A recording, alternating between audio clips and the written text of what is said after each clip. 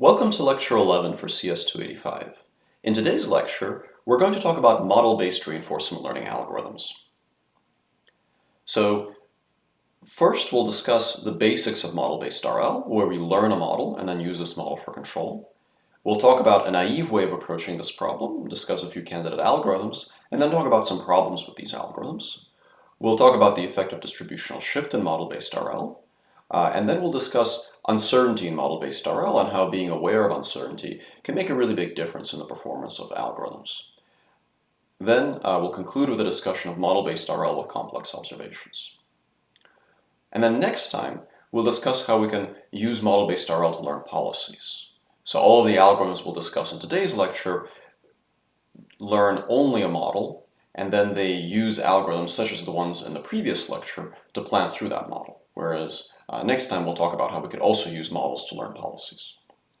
So the goals for today's lecture will be to understand how to build model-based RL algorithms, understand the important considerations for model-based RL, and understand the trade-offs between different model classes. So why should we learn the model? Well, if we had some estimate of the dynamics, for example, a function f of st comma at that returns st plus 1, then we could simply use all those tools from last week to control our system instead of having to deal with model-free RL algorithms. In the stochastic case, we would learn a stochastic model of the form p of st plus 1 given stat. For most of the algorithms that I'll discuss in today's lecture, I'll present them as deterministic model algorithms of the form f of st comma at equals st plus 1, but almost all of those ideas can just as well be used with probabilistic models that learn a distribution over the next state. And when this distinction is salient, I'll make it explicit. So let's think about how we can learn f of st comma at from data and then plan through it to select our actions. We could imagine a very simple model-based RL algorithm prototype. I'm going to call it version 0.5. It's not quite version 1.0. It's not quite the thing you'd want to use, but it's perhaps the most obvious thing we can start thinking about. In this model-based RL version 0.5 algorithm, step 1 would be to run some basic exploration policy to collect some data. And this exploration policy could just be a completely random policy. So it's not a neural network or anything like that. It just selects actions uniformly at random and collects a data set of transitions. So here a transition is a tuple s comma a comma s prime. We saw state s, we took action a, and we arrived at state s prime, and that got us our transition, and we'll have a data set of these transitions. And we can use this data set to then train our model with supervised learning. So we'll learn a dynamics model f of s comma a that minimizes the average over all the points in our data set of the difference between fsi ai and si prime. And if your states are discrete, then maybe you'd use something like cross-entropy loss. If your states are continuous, you could use something like a squared error loss. Most generally, you would use a negative log likelihood loss, of which squared error is a particular special case for a Gaussian likelihood. And then once you've trained your dynamics model, you would use your model to go and select actions using, for example, any of the algorithms that we covered last week. So does this basic recipe work? Well, in a sense, yes. So in some cases, this basic recipe will work very well. In fact, there are many previously proposed methods that have utilized this recipe. This is essentially how system identification works in classical robotics. So if you have a robotics background, if you've heard the term system identification basically refers to the problem of taking some data and using that data to identify the unknown parameters in a dynamics model. Now, typically the parameters that are being identified in this way are not something like the weights in a neural net. They might be the unknown parameters of a known physics model. So maybe you have the equations of motion of your robot, but you don't know the masses or the friction coefficients of different parts, and you would identify those. This is why this is referred to as system identification instead of system learning. So you really know a lot already about your system and just identifying a few unknowns. When you use this kind of procedure, you do need to take some care in designing a good base policy, because that good base policy needs to explore the different modes of your system. So if your system can react in different ways to different states, you really need to see representative examples of all the states that elicit different reactions. So if there's some large region that you haven't visited, perhaps you will get an erroneous identification of your parameters that will not model that region well. But this kind of approach can be particularly effective if you can hand engineer a dynamics representation, maybe using your knowledge of physics or using your knowledge of the system, and then fit a relatively modest number of parameters. In general, however, this approach doesn't really work with large high-capacity models like deep neural networks. And to understand why that's the case, let's consider a simple example. Let's say that I'm trying to walk around on this mountain, and I'd like to get to the top of the mountain. So my procedure will be to first run a base policy pi0, like a random policy, to collect my data set. So maybe I do essentially a random walk on the mountain. And I'm going to use the result of this random walk to learn my dynamics model. So this is my policy pi0, maybe just a random policy that produced some data, and I'm going to use it to learn f. And I want to get to the highest point on the mountain, so I'm going to ask f to predict how high will I be if I take certain actions, and then I'll plan through that. Now, for this part of the mountain that I walked on, it seems like going further to the right gets me higher up. So from this random data that I got from this pi0 policy, my model will probably figure out that the more right you go, the higher your altitude will be, which is a very reasonable inference based on that data. So when I then plan through that model to choose my actions, well, what do you think is going to happen? Right, so I'm going to be in for a bad time. I'm going to be in for a bad time for a reason that we've actually seen before.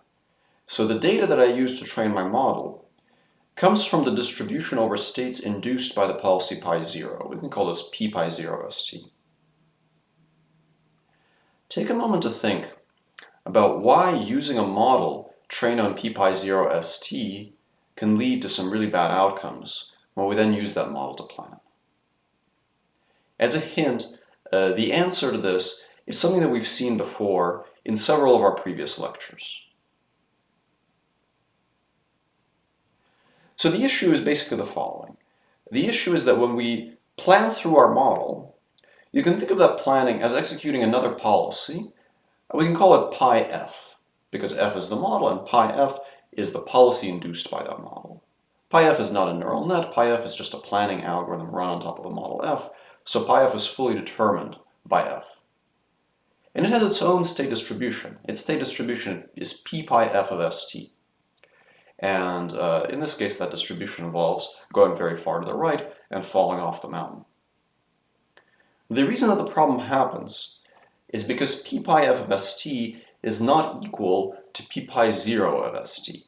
So we are experiencing distributional shift. And the way the problems of this distributional shift manifest themselves is that our model is valid for estimating the outcomes of actions in the region that was visited during data collection, meaning for states with high probability p pi 0 of st. But when we plan under that model, when we select the actions for which the model produces states with the highest reward, the ones that go the most up, we will end up going to states during our planning process virtually that have very low probability under p pi 0 of st, and our model will make erroneous predictions at those states. And when it makes erroneous predictions at those states, then it will choose the best action in that erroneously predicted state, feed that back into itself, and then make an even more erroneous prediction about the following state. This is basically exactly the phenomena that we saw before when we talked about imitation learning. And in fact, the two have a very close duality because you can think of the full trajectory distribution as just a product of policy times dynamics times policy times dynamics times policy, etc., etc. So if you can experience distributional shift by messing with the policy, you can of course also experience distributional shift by messing with the model. So distribution mismatch becomes exacerbated as we use more expressive model classes, because more expressive model classes will fit more tightly to the particular distribution seen in the training data. In the system identification example on the previous slide, if we have, let's say, an airplane and we're fitting three numbers, like some drag coefficient, a lift coefficient, and so on, yeah, we can technically overfit to a narrow region of training data, but there's only 3 numbers, and there's only so many ways that those numbers could be chosen to fit the training data. So if our model, if the true model is in the class of our learned models, then we'll probably get those 3 parameters right. And that's why system identification basically works in robotics. But when we use high-capacity model classes, like deep neural networks, then this distributional shift becomes a really major problem, and we have to do something to address it, otherwise we fall off the mountain. So can we do better? Well, take a moment to imagine how we could modify the model-based RL algorithm version 0.5 to mitigate this distributional shift problem. So one way we can do this is we can borrow a very similar idea to what we had before when we talked about Dagger. So in Dagger, we also pose this question: can we make the state distribution of one policy equal to the state distribution of another policy? And the way we answered that question for Dagger was by collecting additional data and requesting ground truth labels for that data. Now with Dagger, this was quite difficult because getting ground truth labels required asking a human expert to tell us what the optimal action was. In model-based RL, this turns out to actually be a lot easier. In model-based RL, you don't need to ask any human expert what the right next state is. You can simply take a particular action in a particular state and observe the next state in nature, which means collect more data. So from this we can get kind of model-based RL version 1.0. The reason I call this 1.0 is because arguably this is kind of the simplest model-based RL method, which does work in general, at least conceptually, although there are a lot of asterisks attached to that statement in terms of how to implement it so that it works well. So the procedure goes like this. Number 1, run your base policy to collect data, just like before. Number 2, learn your dynamics model from data, just like before. Number 3, plan through your dynamics model, choose actions. And number 4, execute those actions and add the resulting data to your data set, and then go to step 2 again. So the main loop consists of training the dynamics model on all the data so far, planning through it to collect more data, appending that data to your data set, and retraining. It's essentially just like Dagger, only for models. Although there's a little bit of, that statement is a little bit of an anachronism because this procedure actually existed in the literature long before Dagger did, but we presented it in the opposite order in this class, so you can think of it as Dagger for model-based RL. So this recipe does in principle work. It actually does mitigate distributional shift, and in principle you should get a model that works well. So where have we seen that before? Well, this is just Dagger for models. Okay, so at this point you have version 1.0, which is a viable algorithm, and you could actually use that algorithm. But we can still do better. So first, let's ask this question: what if we made a mistake? Right, so with falling off a cliff, it's rather sudden. So if you fall off a cliff, you realize you've made a mistake, but at that point it's too late, and there's nothing more that you could do. But many real problems are not like that.